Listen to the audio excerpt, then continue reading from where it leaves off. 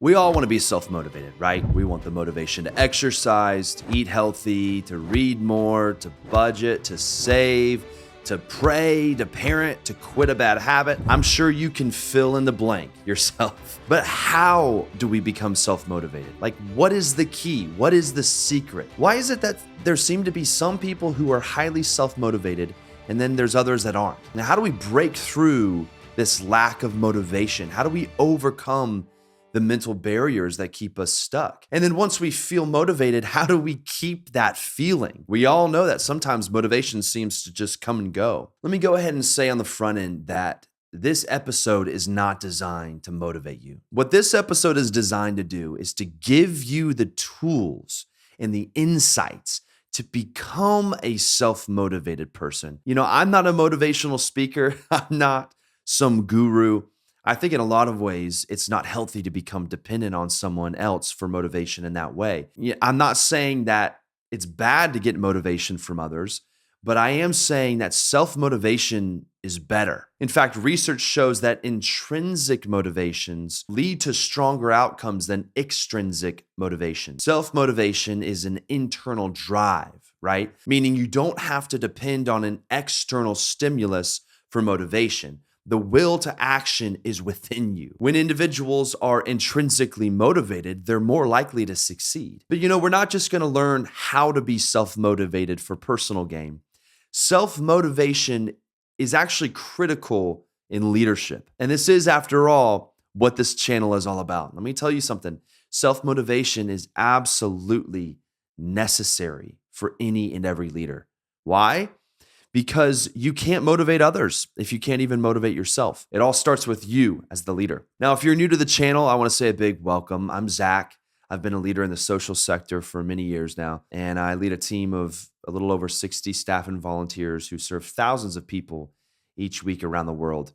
And after finishing graduate school, I decided to really lean into studying leadership, which is why I started this channel. I wanted to be a student of leadership and hopefully serve people like you along the way through my research and obviously through practical experience just leading in the field. Now, every week I release new content. It's always designed with you in mind. And if you find value in today's episode, we would love for you to subscribe and be an active part of this community. Of course, if you have any questions or insights, just feel free to hop in the comments, share them with us. I'll be active in the comments section, and we'd just be thrilled to connect with you. Thank you for spending time with me today, and I hope today's episode serves you. Okay, enough on all that. Let's jump in. To become self-motivated, we need to start by understanding how motivation actually works on a scientific level. Let's look at a handful of scientific theories, beginning with Maslow's hierarchy of needs. In 1943, Abraham Maslow proposed a psychological theory suggesting that human motivation is driven by a series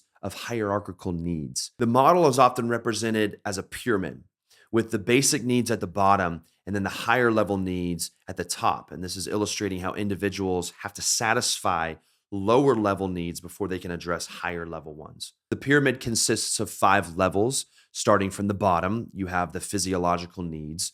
And these are really the most basic human needs. It includes food and water and warmth and rest. And these are really the essentials for survival.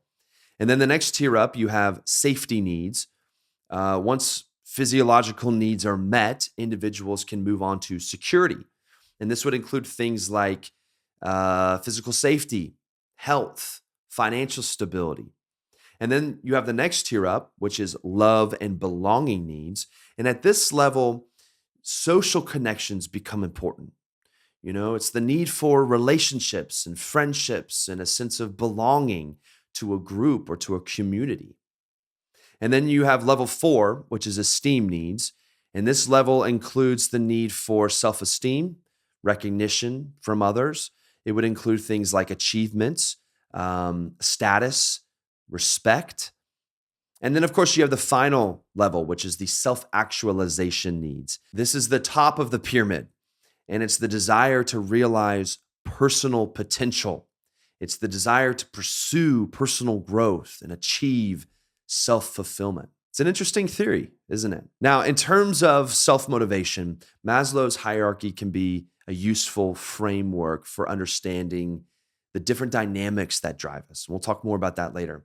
But first, let's look at the next theory. This one was really birthed in the 1970s. Edward Deci and Richard Ryan developed the self-determination theory. Now, this theory goes that individuals have inherent growth tendencies and that the fulfillment of basic psychological needs fuels motivation. The theory identifies three core psychological needs essential for fostering motivation.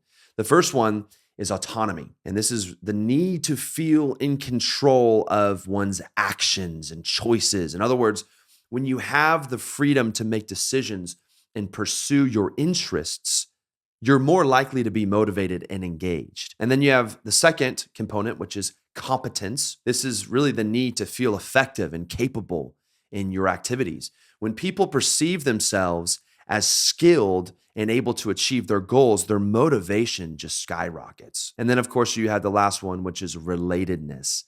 This is the need, again, for social connections and a sense of belonging, which is very similar to the first theory. This really is all about positive relationships and a supportive environment that enhance motivation and honestly enhance overall well-being. Now, one of the interesting aspects of this theory is that it emphasizes the association between intrinsic motivation and higher levels of satisfaction and persistence. Now, that's key right there. We talked about that a little bit at the beginning of the episode, but self-motivation or self-determination is more powerful than an external stimulus. It's also interesting how these two theories are already forming a pattern. Okay, let's move on to the next theory, the expectancy theory. This is a very interesting one as well. It's developed by Victor Vroom in 1964. It's a psychological theory that explains motivation in terms of how individuals evaluate their expectations of outcomes and the value they place on those outcomes. And so the theory suggests that people are motivated to act in a certain way based on really three components. The first one is expectancy. And this refers to the belief that one's efforts are going to lead to a desired level of performance. If individuals believe that their efforts will result in some sort of successful performance, they are more likely to be motivated to put in the effort. That's the first one. The second component is instrumentality. So this is the belief that achieving a certain level of performance is going to lead to a specific outcome or reward. So if individuals perceive a strong link between performance and the rewards they desire, then they're going to be more likely to be motivated to perform well. And then finally, valence, you have this really refers to the value or the importance that an individual places on the expected outcomes. If the rewards are meaningful or desirable to the individual, then obviously valence is high, which increases motivation. So those are the three components of the expectancy theory. And according to the theory, motivation is a result of the multiplication of these three factors. So if any one factor is low, then the overall motivation will also be low. So it's kind of like a compounding effect. Okay, we have one last theory that is slightly different than the other theories, but highly relevant to self-motivation. It's going to help our understanding when we go to apply all this. In the late 1990s, Roy Baumeister and colleagues that he had proposed the ego depletion theory, which suggests that self-control and willpower are, get this, finite resources, and they can be depleted over time. Now, according to this theory, engaging in tasks that require self-control, such as resisting temptation, making decisions, exercising discipline, all of these things, they use up mental energy and they reduce our ability to exert self-control in subsequent tasks. The key components of this theory include a few things, okay? The first one is limited resource. So self-control is viewed as a limited resource, similar to, a muscle that can become fatigued. After exerting self-control, people can find that it's more challenging to resist further temptation. Then you have the second component, which is decreased performance. So as self-control resources become depleted, individuals may experience a decline in their ability to make good decisions. So they may not be able to resist impulses, stick to their goals. This leads to just poor performance. and increases likelihood of succumbing to temptations. And then lastly, you have recovery. So while ego depletion can occur, it also suggests that self-control can be replenished through rest, through positive experiences, or even engaging in activities that restore mental energy. And this is huge. We're going to talk a lot more about this in a minute, but that is something I want you to store away, is the recovery process. Now, the reason this theory is so relevant to self-motivation is because self-control and self-motivation have a direct relationship. I don't know if you've ever thought about that. As one increases, the other increases. As one decreases, the other decreases. This particular theory would suggest that self-motivation is finite and it requires recovery, because we know that self-motivation is directly related to willpower. You see how that works? Okay, so that's the science. And now let's talk about the application. How do we take all this information and allow it to transform us into self-motivated people? I'm going to break it down into two sections. Okay, first, I'm going to give you 3 basic principles derived from the research we just talked about that all of us need to understand, all of us need to consider for ourselves, okay? And then the second thing is I'm going to share some practical ideas or tips just for improving self-motivation. These are things that have worked for me, I've seen work for other people. Hopefully it'll just give you some really practical things to just immediately apply. All right, let's start with the principles. Principle number 1, we don't have a motivation problem. We have a judgment problem. Let me explain what I mean. Most people think that they need more self-motivation. That's what they think the problem is.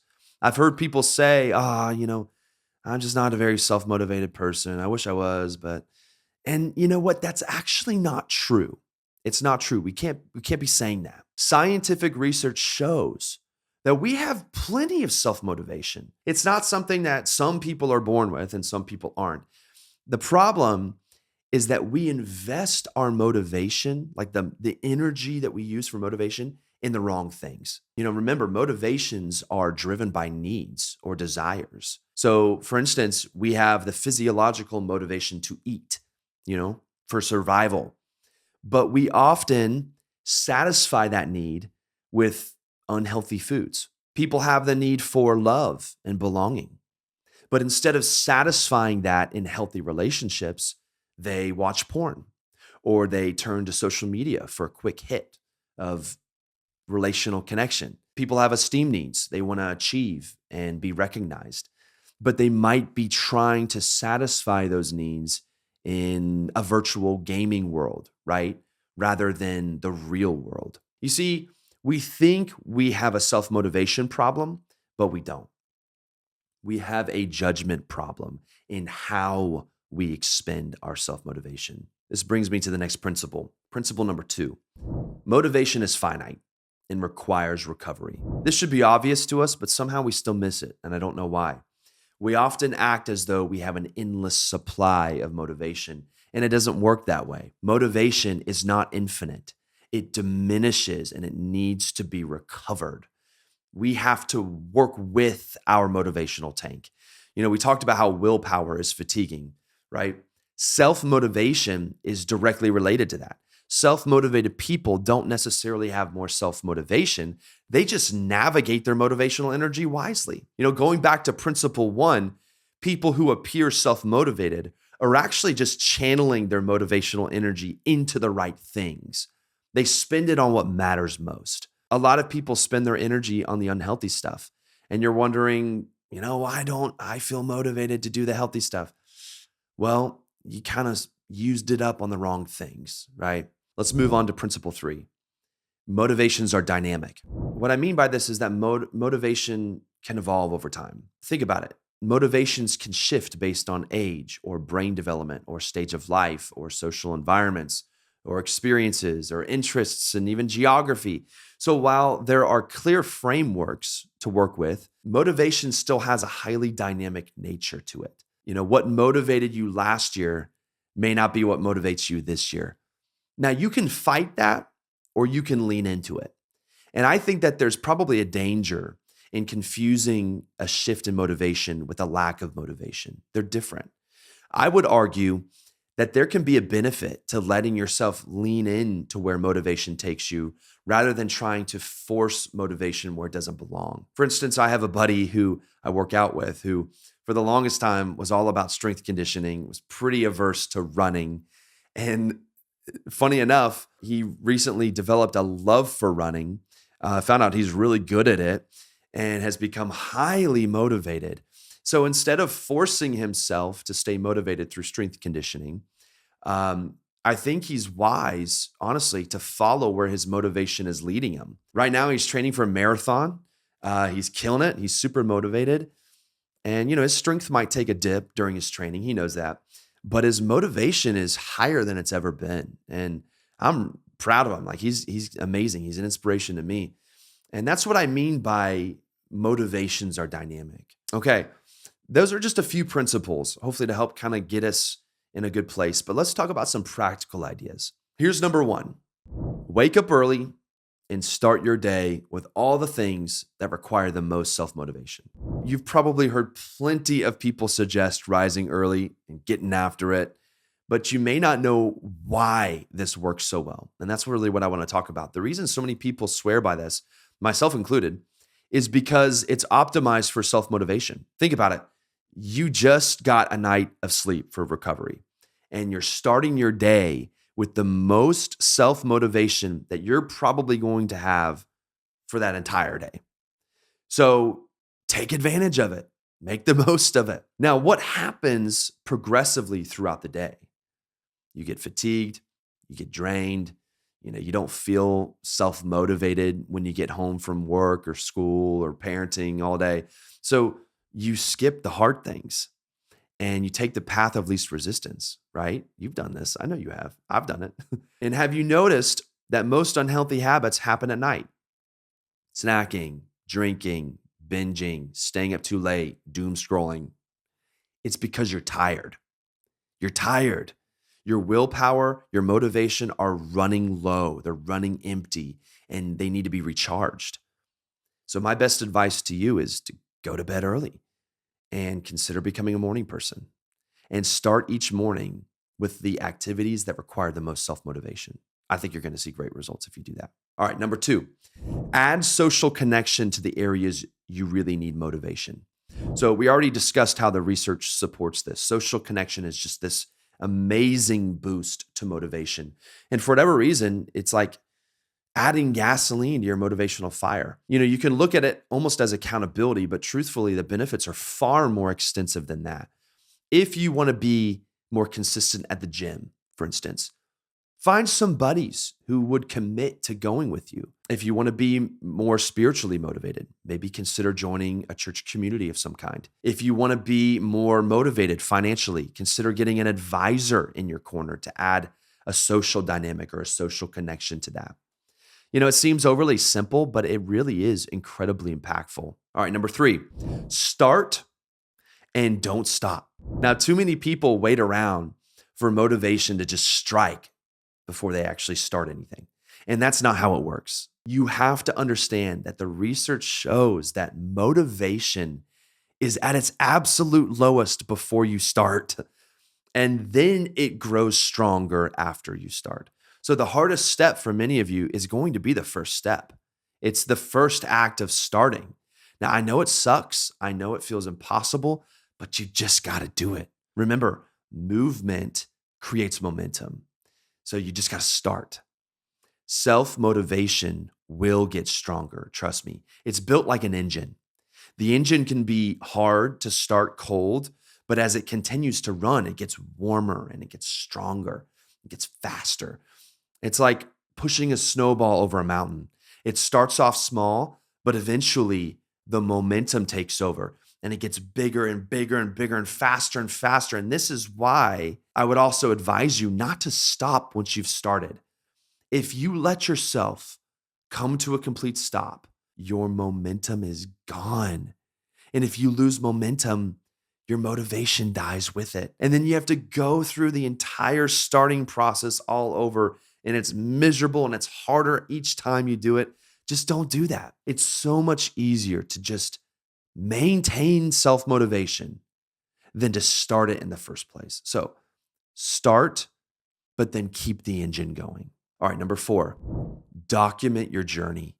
I highly recommend that you journal in some capacity to document the days, the weeks, months, years. I think it was Bill Gates who said most people overestimate what they can achieve in a year and they underestimate what they can achieve in 10 years. This is one of the reasons I journal.